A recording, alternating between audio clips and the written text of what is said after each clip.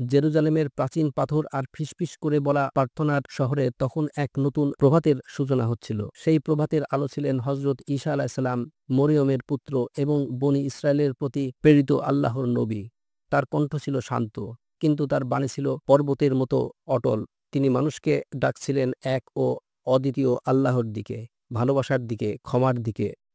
তিনি যেসব মুজিজা প্রদর্শন করেছেন তার মধ্যে মৃত্যুকে জীবিত করা, চির অন্ধকে আরোগ্য দান করা ও কুষ্ঠরোগীকে সুস্থ করা। তার স্পর্শে সুস্থ হতো অসংখ্য মানুষ, মৃতবৎ হৃদয় তার কথাই জেগে উঠত। এই ঐশ্বরিক আলোয় বহু মানুষ শান্তি খুঁজে পেয়েছিল। কিন্তু যেখানে আলো থাকে সেখানেই ছায়ার জন্ম হয়।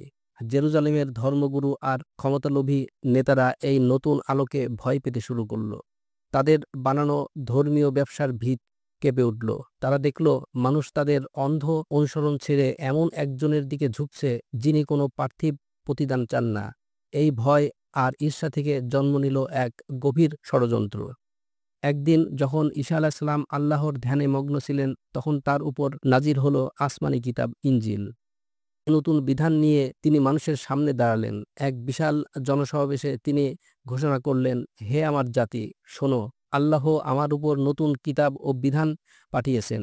তোমরা পূর্বপুরুষদের নামে যা কিছু বিকৃত করেছ তা বর্জন করো এবং এই নতুন আলোকে অনুসরণ করো।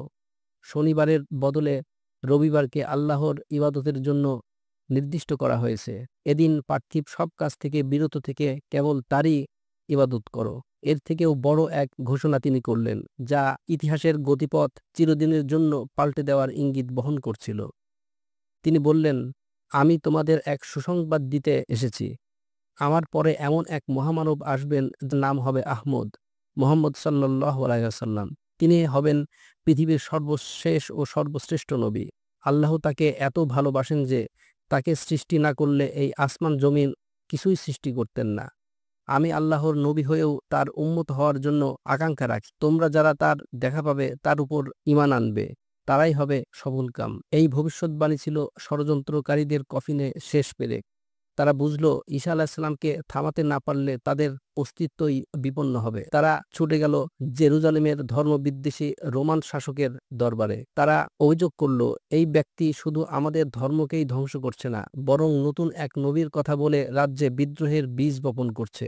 সে নিজেকে রাজা বলে দাবি করে আপনার শাসনকে চ্যালেঞ্জ জানাচ্ছে। এই ষড়যন্ত্রের নেতৃত্বে ছিল সইউ নামের এক ধূর্ত ও ক্ষমতালোভী ব্যক্তি। ক্রুর শাসক তাদের কথায় প্রভাবিত হলো এবং ঈসা আলাইহিস সালামকে গ্রেপ্তার করে শুলে চড়ানোর নির্দেশ দিল। শুরু হলো এক অশুভ অভিযান। সইউ এবং তার সঙ্গীরা ঈসা আলাইহিস সালামকে একা ধরার জন্য ছায়ার মতো অনুসরণ করতে লাগলো। কিন্তু আল্লাহর নবীকে তারা কিছুতেই কাবু করতে পারছিল না। তার অনুসারীরা তাকে ভালোবাসার এক মানব বর্মে ঘিরে রাখত। ফলে ষড়যন্ত্রকারীরা কোনো সুযোগই পাচ্ছিল না।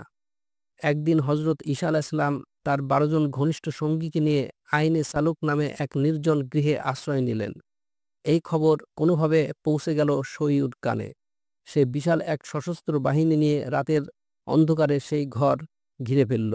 তাদের হিংস্র উল্লাসে রাতের নিস্তব্ধতা খান খান হয়ে গেল। তাদের উদ্দেশ্য ছিল একটাই, ঈসা আলাইহিস সালামকে হত্যা করে চিরতরে তার বাণীকে স্তব্ধ করে দেওয়া। ঘরের ভিতরে ঈসা আলাইহিস সালাম ও তার সঙ্গীরা যখন এই চরম বিপদের সম্মুখীন, তখন ঘটল এক অভাবনীয় মহাজাগতিক ঘটনা। হঠাৎ ঘরের ছাদ এক অলৌকিক আলোয় কোনো শব্দ ছাড়াই দুভাগ হয়ে গেল, যেন আকাশ নিজেই পথ করে দিচ্ছে।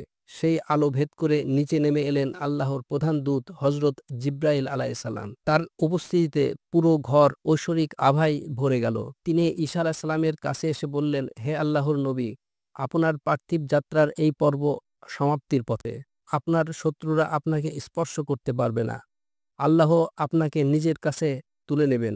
এই বলে তিনি ঈসা আলাইহিস সালামের হাত ধরে ঊর্ধ্বলোকে চতুর্থ আসমানের দিকে যাত্রা করলেন। ঈসা আলাইহিস সালাম প্রশান্ত চিত্তে আল্লাহর ডাকে সাড়া দিলেন। এদিকে ঘরের বাইরে অপেক্ষারত সইউ অধৈর্য হয়ে তরবারি হাতে ঘরের ভেতর লাফিয়ে পড়ল। কিন্তু ভেতরে ঢুকে সে হতবাক। ঘর ছিল সম্পূর্ণ জনশূন্য। ঈসা আলাইহিস সালাম বা তার সঙ্গীদের কোনো চিহ্নই নেই।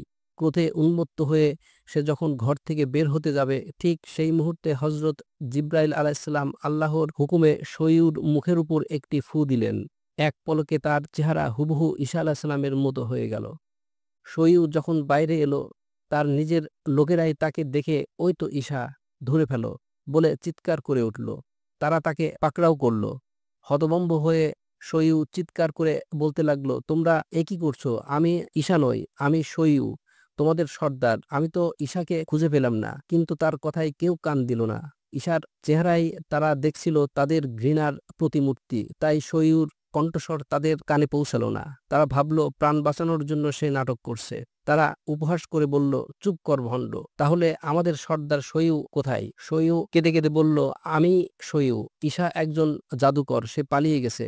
বিশ্বাস করো, সে আল্লাহর সত্যিকারের নবী, না হলে এমন অলৌকিক ঘটনা সম্ভব নয়। তার এই স্বীকারোক্তি শুনে সৈন্যরা আরো ক্ষিপ্ত হলো। তারা তাকে টেনে হিঁচড়ে নিয়ে গেল এবং ঈসা আলাইহিসসালাম ভেবে তাকেই শুলে চড়িয়ে দিল। বাঁচাও বাঁচাও বলে চিৎকার করতে করতে শয়িউ নামের সেই প্রধান ষড়যন্ত্রকারী ঈসা আলাইহিসসালামের বদলে নির্মমভাবে প্রাণ হারালো। এই অলৌকিক ঘটনায় উপস্থিত জনতার মধ্যে এক চরম বিভ্রান্তি আর বিস্ময়ের ঝড় বয়ে গেল। যারা ষড়যন্ত্রকারী ছিল তারা নিজেরাই দ্বিধায় পড়ে গেল।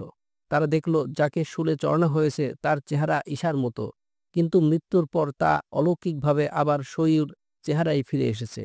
এই ঐশ্বরিক লীলা দেখে বহু মানুষের হৃদয় কেঁপে উঠল। যারা এতদিন দ্বিধায় ছিল তারা বুঝতে পারল যে ঈসা আলাইহিসসালাম সত্যিই আল্লাহর প্রিয় নবী, যাকে আল্লাহ নিজেই রক্ষা করেছেন। এই ঘটনার পর বহু লোক হযরত ঈসা আলাইহিসসালামের উপর ঈমান আনল এবং তার দেখানো পথ অনুসরণ করার অঙ্গীকার করল। এভাবেই এক বিস্ময়কর ঘটনার মধ্য দিয়ে আল্লাহ তার প্রিয় নবীকে শত্রুদের হাত থেকে রক্ষা করলেন এবং তাকে সশরীরে আসমানে তুলে নিলেন। তিনি আজও সেখানেই জীবিত আছেন। হাদিস শরীফে বর্ণিত আছে, কিয়ামতের আগে যখন দাজ্জালের ফিতনা পৃথিবীতে ছড়িয়ে পড়বে, তখন ইমাম মেহেদীর সঙ্গী হয়ে দাজ্জালের বিরুদ্ধে লড়াই করতে হযরত ঈসা আলাইহিস সালাম পৃথিবীতে আবার ফিরে আসবেন। সেদিন সারা পৃথিবীতে আল্লাহর আইন ও ন্যায় বিচার প্রতিষ্ঠিত হবে এবং পৃথিবীতে নেমে আসবে অনাবিল শান্তি।